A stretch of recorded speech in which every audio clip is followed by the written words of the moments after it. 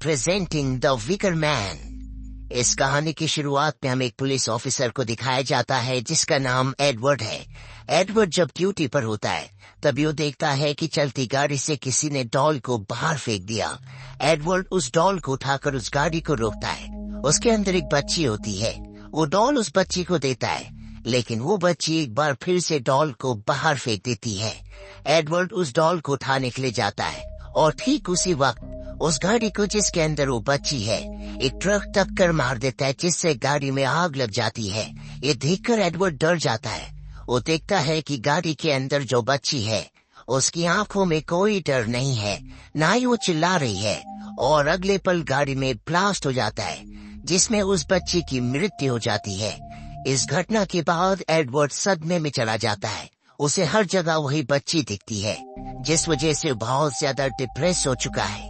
एक दिन उसकी एक्स फियांसे का उसे एक लेटर आता है जिसमें लिखा होता है कि उसकी बेटी पिछले कई दिनों से मिसिंग है। अब क्योंकि एडवर्ड एक पुलिस वाला है, इसीलिए वो तय करता है कि वो अपनी एक्स फियांसे की मदद करने के लिए उस आइलैंड में जाएगा जहां पर वो रहती है। ये एक सुनसान आइलैंड है और अब एडवर्ड उस आइलैंड के लिए निकल पड़ता है, लेकिन बार बार उसे वही छोटी बच्ची दिखती है जो अलग अलग तरह से उसकी इमेजिनेशन में मर रही होती है, जिस वजह से बहुत ज्यादा डिस्टर्ब हो जाता है। जल्दी वो एक प्राइवेट प्लेन हायर करके आइलैंड तक पहुंच जाता है। आइलैंड में जितने भी लोग होते हैं वो उसके साथ बिल्कुल फ्रेंडली नहीं होते। सब उसे एक ही बात बोल रहे होते हैं कि तुम यहाँ से चले जाओ। और एडवर्ड बिना इन्वेस्टिगेशन के यहाँ से नहीं जाना चाहता। वो एक मोटेल में जाता है जहाँ पर एक बार भी होता है। इस मोटेल की ओनर एक लेडी है। एडवर्ड यहाँ पर एक कमरा ले लेता है, जिसके बाद वो बार में जाता है और वहाँ पर अनाउंस करता है कि मैं यहाँ पर एक बच्ची को ढूंढने के लिए आया हूँ। तो किसी को उस बच्ची के बारे में पता चले तो मुझे इन्फॉर्म करे। ये एक ऑफिशियल इन्वेस्टिगेशन है। और अब जाने से पहले वो एक हनी बी को ग्लास के अंदर कैद कर देता है और कहता है कि मुझे हनी बी से एलर्जी है। यहाँ बार में लड़कियां ही लड़कियां होती है, लड़के बहुत कम होते हैं। और जब एडवर्ड ये बात बोलता है तो सब के सब हैरान हो जाते हैं। ऐसा लगता है कि जैसे उसने कोई क्राइम किया हो। इसके बाद वो अपनी एक्स फियांसे से मिलता है जिससे कभी उसकी एंगेजमेंट हुई थी।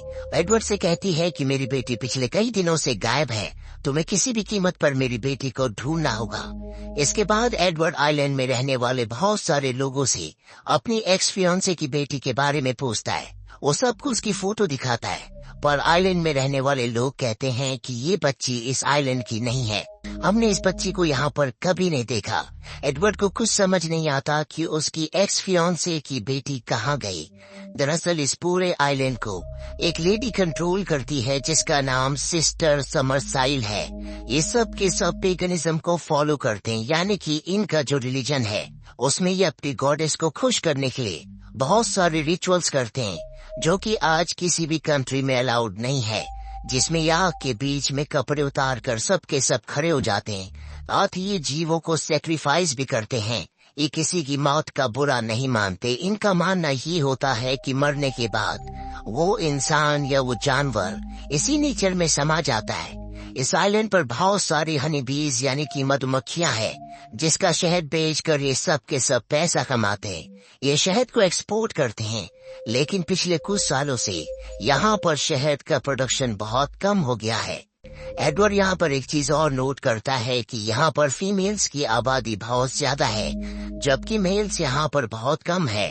अब एडवर्ड जब अपने मोटेल में होता है तो देखता है कि वहाँ पर बहुत सारी फोटोज लगी है जो कि यहाँ पर होने वाले फेस्टिवल की हैं। ये फेस्टिवल साल में एक बार होता है। ये एक तरह का रिचुअल है जहाँ पर एक छोटी लड़कियों को खेत के बीचों बीच खड़ा करते हैं और एडवर्ड को कुछ समझ में नहीं आता। साथ ही पिछले साल का जो रिचुअल होता है उसकी फोटो भी यहाँ से गायब होती है। इसीलिए वो एक एम्प्लॉय से पूछता है। वो बताता है कि ये सब हम अपने खेतों पर अच्छी फसलों के लिए करते हैं। इस रिचुअल के बाद हमारी फसलें बहुत अच्छी हो जाती हैं। यहाँ इस रिचुअल के दौरान ये एक जीव को सेक्रीफाइस भी करते हैं। और अब पिछले साल की फोटो गायब होती है, इसीलिए एडवर्ड को लगता है कि पिछले साल उसकी एक्स फियांसे को यहाँ पर सेक्रीफाइस किया गया था। इसीलिए मोटेल में काम करने वाली वो एक लड़की से इस बारे में पूछता है। वो कहती है कि तुम यहाँ से चले जाओ और जब तुम यहाँ से जाओगे तो मुझे भी अपने साथ ले जाना। और एडवर्ड साफ साफ मना कर देता है, जिसके बाद वो इस आइलैंड के स्कूल में जाता है। यहाँ पर एक स्कूल है। स्कूल के अंदर जाने के बाद देखता है कि वहाँ की जो फीमेल टीचर्स हैं वो यहाँ पर बच्चों को ऐसी बातें बता रही होती है जो इस उम्र के बच्चों को नहीं बतानी चाहिए। यहाँ स्कूल में बस लड़कियां ही पढ़ती है। यहाँ के जो भी रिचुअल्स, जो भी रीति रिवाज हैं, उसके बारे में बाहर की दुनिया को कुछ नहीं पता। ये सीक्रेटली सब के सब अपने रिचुअल्स को यहाँ पर पूरा करते हैं। एडवर्ड यहाँ पर सभी स्टूडेंट्स से अपनी एक्स फियांसे की बेटी के बारे में पूछता है, लेकिन कोई उसे जवाब नहीं देता। जिसके बाद वो स्कूल के अटेंडेंस रजिस्टर को देखता है। वो देखता है जहाँ पर उसकी एक्स फियांसे की बेटी का नाम लिखा हुआ है, उस नाम को काटा गया है। जो देखकर एडवर्ड को बहुत गुस्सा आता है, क्योंकि कोई उसके साथ कोऑपरेट नहीं कर रहा होता। टीचर उसे बाहर ले जाती है और बताती है कि जिस बच्ची को तुम ढूंढ रहे हो जल्दी वो आजाद होने वाली है, जिसके बाद उसका पुनर्जन्म होगा। ये सुनकर एडवर्ड समझ जाता है कि उस बच्ची की मृत्यु हो चुकी है। वो पूछता है कि उस बच्ची की मृत्यु कैसे हुई। टीचर कहती है कि जल्दी हम उसे आग में जलाने वाले हैं। ये सुनकर एडवर्ड हैरान हो जाता है। टीचर को एहसास होता है कि उसने गलत स्टेटमेंट दे दी, इसीलिए वो कहती है कि उसकी आग में जलकर मृत्यु हो गई थी। उसकी ग्रेव भी यहाँ पर है और अब एडवर्ड उसकी ग्रेव पर जाता है, जहाँ पर उसकी एक्स फियांसे भी आती है।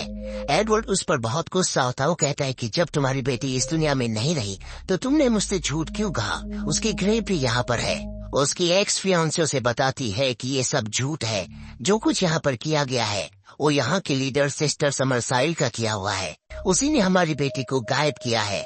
और अब एडवर्ड जब ये सुनता है कि हमारी बेटी, तो उसे अपने कानों पर विश्वास नहीं होता। उसकी एक्स फियांसे बताती है कि वो हमारी बेटी थी। जो सुनकर एडवर्ड हैरान हो जाता है, क्योंकि उसे आज तक पता नहीं था कि उसकी और उसकी एक्स फियांसे की एक बेटी है। और अब वो किसी भी कीमत पर अपनी बेटी के बारे में पता लगाना चाहता है, लेकिन इस आइलैंड पर कवरेज नहीं होता, इसीलिए फोन नहीं कर पाता।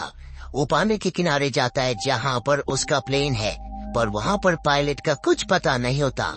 साथ ही प्लेन की जो वायरिंग्स होती है वो पूरी तरह से किसी ने खराब कर दी थी।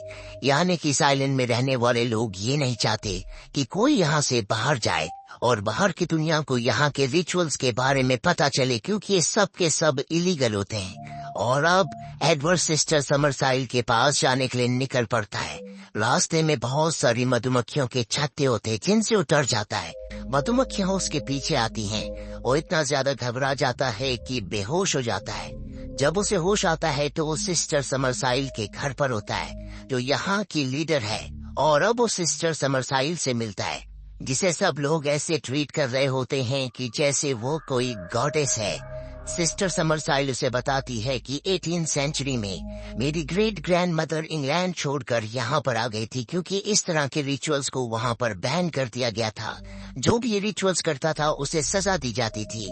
और तब से हमारे पूर्वजों ने इस आइलैंड पर रहना शुरू किया और हम उन्हीं के वंशज हैं। हम उन्हीं के रिलीजन को आगे फॉलो करते हैं। यहाँ पर सिर्फ लड़कियों को रहने की इजाजत है। यहाँ जितने भी लड़के हैं उन सब को सिर्फ यहाँ पर लड़कियों को प्रेग्नेंट करने के लिए रखा जाता है, ताकि यहाँ पर हमारी आबादी कभी कम ना हो। साथ ही पिछले कुछ सालों से हमारा जो शहद है वो अच्छे से प्रोड्यूस नहीं हो रहा था, इसीलिए हमें किसी को सेक्रीफाइस करना था। एडवर्ड पूरा सच जानने के बाद अपने कानों पर विश्वास नहीं कर पाता, क्योंकि इस तरह के रिचुअल्स अब दुनिया में कहीं नहीं होते। ये कानूनी तौर पर एक अपराध है और वो चाहकर भी सिस्टर समरसाइल को अरेस्ट नहीं कर सकता। वो सिस्टर समरसाइल से कहता है कि मैं अपनी एक्स फियांसे की ग्रेव को खोदकर उसकी बॉडी को निकालना चाहता हूँ, जिसके लिए मुझे आपकी इजाजत की जरूरत है। सिस्टर उसे इजाजत दे देती है, जिसके बाद वो अपनी बेटी की ग्रेव को खोदता है, पर उसके अंदर उसे अपनी बेटी की बॉडी नहीं मिलती, बल्कि वहाँ पर उसकी डॉल होती है, जिससे वो समझ जाता है कि उसकी बेटी अब भी जिंदा है, यानी कि रिचुअल को परफॉर्म नहीं किया गया। उसे पूरी तरह से विश्वास हो जाता है कि उसकी बेटी को यहीं कहीं छुपाया गया है। सामने एक खंडर होता है।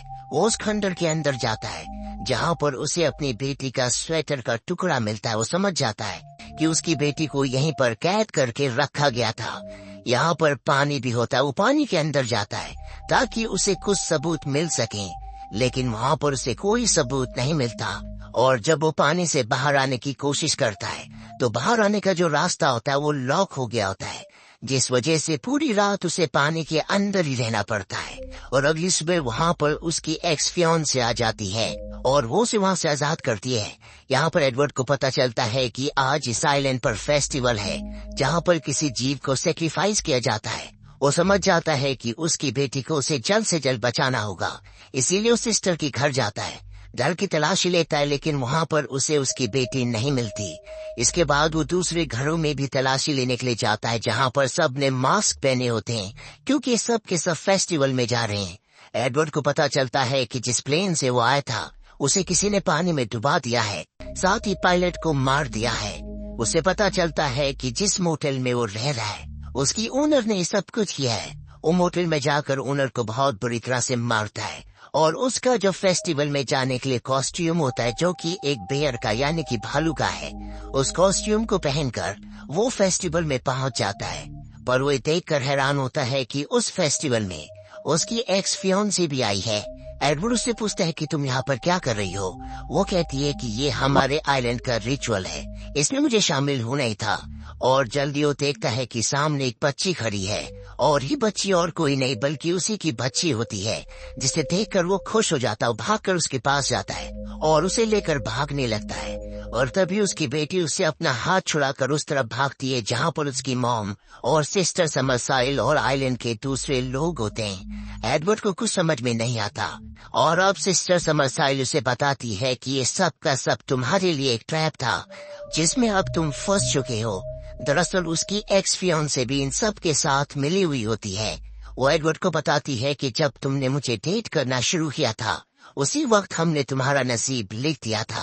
मैं तुम्हारे बच्चे से प्रेग्नेंट हुई, जिसके बाद मैं इस आइलैंड पर वापस आ गई और अब हमें किसी ऐसे इंसान की जरूरत है जो हमसे कनेक्टेड हो। और क्योंकि तुम मेरी बेटी के पिता हो इसीलिए तुम भी अब हम में से एक हो और तुम हमारे रिचुअल को पूरा करोगे।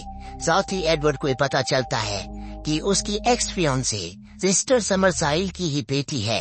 एडवर्ड अपनी गन उन सब की तरफ तान देता है, लेकिन कोई नहीं रुकता, जिसके बाद वो धीरे धीरे एडवर्ड को पकड़कर वहाँ पर बने एक पुतले के अंदर बांध देते हैं। सब मिलकर यहाँ पर प्रार्थना करते हैं कि अगले साल इनके आइलैंड में शहद की पैदावार बहुत ज्यादा हो, साथ ही इनके खेतों में अच्छी फसलें हो। और अब एडवर्ड देखता है कि उसी की बेटी हाथ में जलती हुई मशाल लेकर उसकी तरफ बढ़ रही है, जिसका मतलब ये है कि उसका अंत आ चुका है। ये महीने के बाद हमें एडवर्ड की एक्स फियांसी और उसके फ्रेंड को एक बार में दिखाया जाता है जहाँ पर वो दो पुलिसमैन से मिलती है और उनके साथ फ्लर्ट करती है, जिसके बाद वो उन दोनों से कहती है क्या तुम हमारे साथ हमारे आइलैंड पर चलोगे। वो कहते हैं कि हाँ, जिसका मतलब ये है कि अब आइलैंड के लोगों का अगला शिकार ये दो पुलिसमैन है। और इसी के साथ ये फिल्म, ये कहानी यहीं पर खत्म हो जाती है। उम्मीद करते हैं कि ये कहानी आपको पसंद आई होगी।